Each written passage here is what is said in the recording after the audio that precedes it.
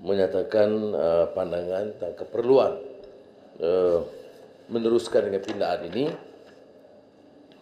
yang menyentuh juga soal yang asas dalam erti kebebasan dan demokrasi dalam negara.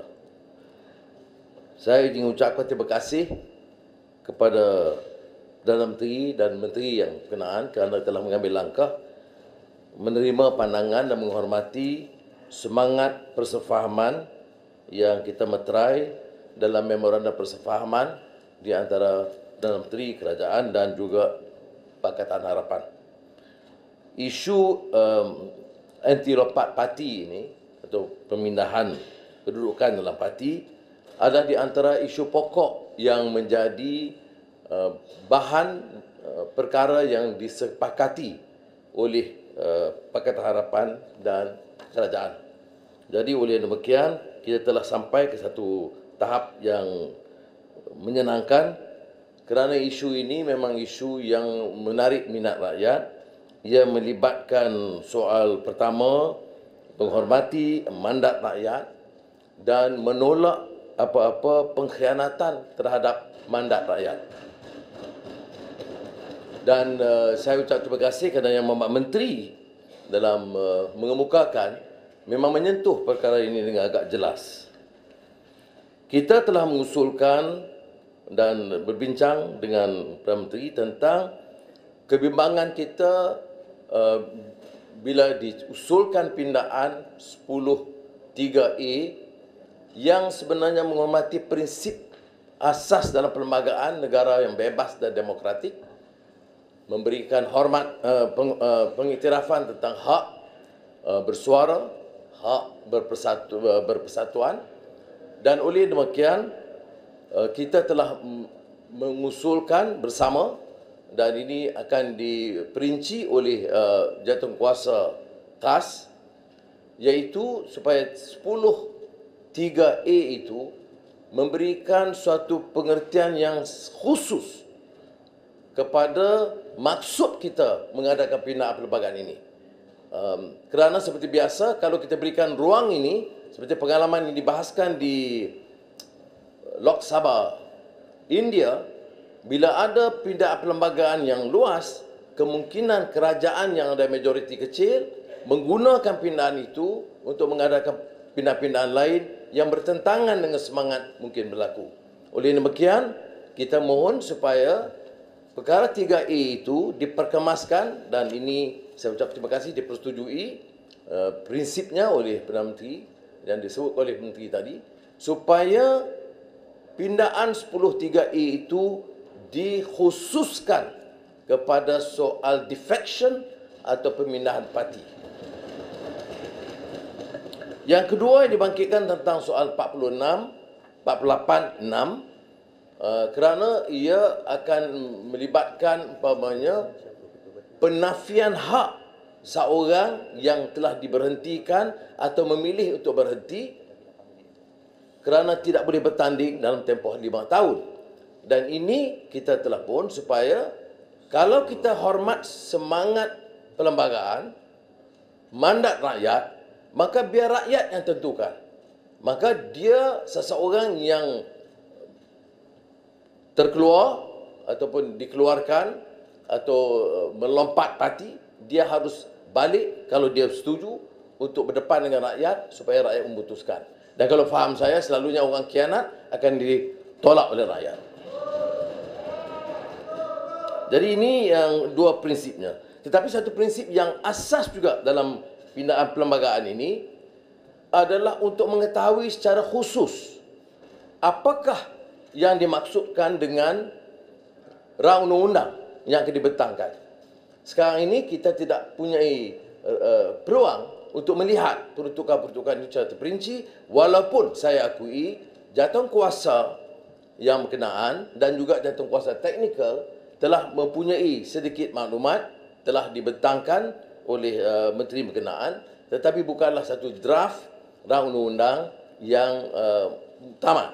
Oleh demikian, kita juga mengusulkan supaya sesi berikutnya, harapannya lewat-lewatnya sebelum akhir Mei akan datang, saya harap Perdana Menteri memberikan persetujuan tersebut supaya pembentangan pindaan perlembagaan ini dilakukan bersama dengan pembentangan rang undang-undang rompak parti ini.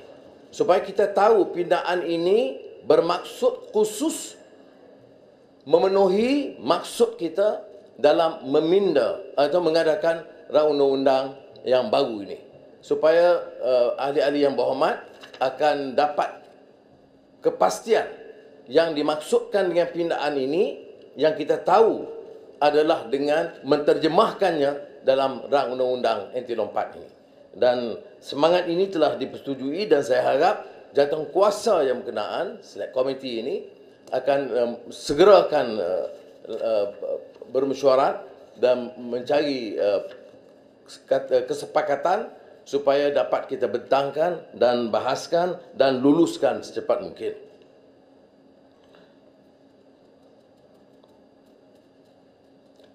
Tan Sri Yang Dipertua,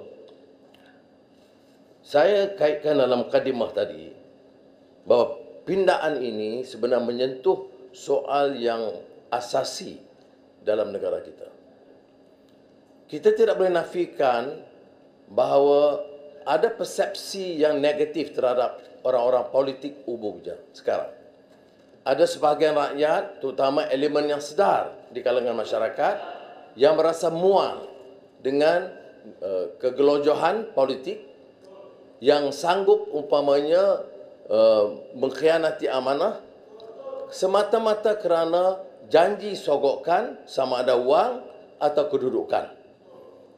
Persepsi ini menyeluruh dan ini menyentuh pada semua sehinggakan orang-orang yang tidak terlibat turut terpalit. Dan di antara persepsi negatif ini ialah kerana adegan perilaku lompat parti itu menjadi satu gejala yang biasa sepanjang 1-2 tahun yang lalu ini atau beberapa tahun yang lalu. Pernah berlaku sebelumnya seperti mana kita lihat dalam pindaan dalam kes mahkamah yang disebut oleh Menteri tadi, Nordin Saleh, yang diputuskan oleh Mahkamah Persekutuan. Saya ada pandangan sendiri kerana Mahkamah Persekutuan mengambil kira hak seorang itu, ya. Tetapi Mahkamah Persekutuan pada ketika membuat keputusan itu tidak menghormati atau menerima kenyataan hak rakyat yang memilih. Jadi sepatutnya diseimbangkan hak individu dengan hak puluhan ribu yang rakyat yang memilih.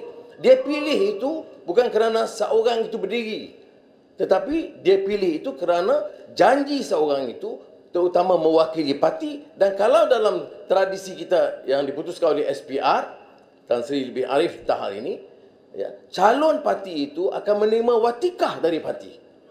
Jadi bagaimana kita boleh mengatakan ini keputusan yang boleh dilakukan sendiri, yang boleh mengedepikan kepentingan parti.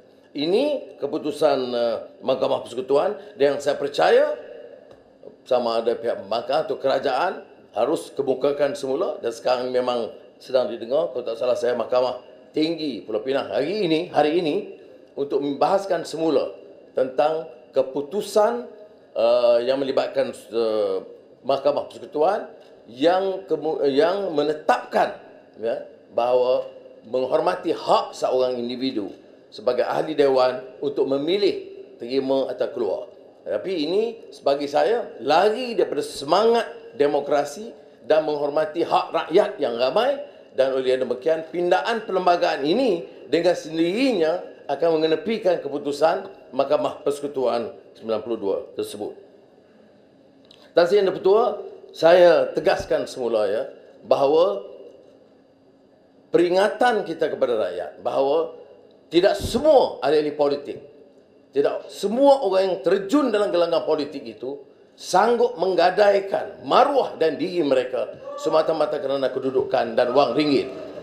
Dan sebab itulah kita telah menggesa supaya hal ini diperaku, diluluskan, dibahaskan dan diluluskan oleh Parlimen. Dan mudah-mudahan dengan ini, dengan keputusan ini dan dengan mencerakin, memperinci peruntukan dalam rang undang-undang yang akan dibentangkan bulan depan insya-Allah, maka kita beri gambaran kepada rakyat bahawa mereka harus pulihkan balik semangat, gunakan pindaan perlembagaan dan undang-undang ini untuk menetapkan calon-calon yang mereka pilih itu benar-benar orang-orang yang tidak mungkin mengkhianati amanah yang diberikan. Jadi saya percaya dengan ini juga insya-Allah akan memulihkan keyakinan bukan saja kepada orang politik tetapi kepada sistem demokrasi dalam negara kita. Pindaan ini kalau kita lihat dalam sejarah kita di negara ini adalah di antara usaha untuk memulihkan keyakinan rakyat kepada sistem yang demokratik dan mandat rakyat, dan keduanya untuk memperkukuh institusi pemerintahan itu sendiri. Sebab itu saya ingin menyatakan di sini ia berlaku kerana desakan yang kuat dalam memorandum persefahaman dan juga kebijaksanaan Perdana Menteri yang memperaku dan bersetuju. Jadi saya mohon hal ini diambil kira dan Menteri boleh usulkan supaya dibawa ke Jawatankuasa Select Committee dan kemudian menetapkan nama-nama yang mewakili kerajaan dan pembangkang. Terima kasih. Terima kasih Yang Berhormat Ketua Pembangkang.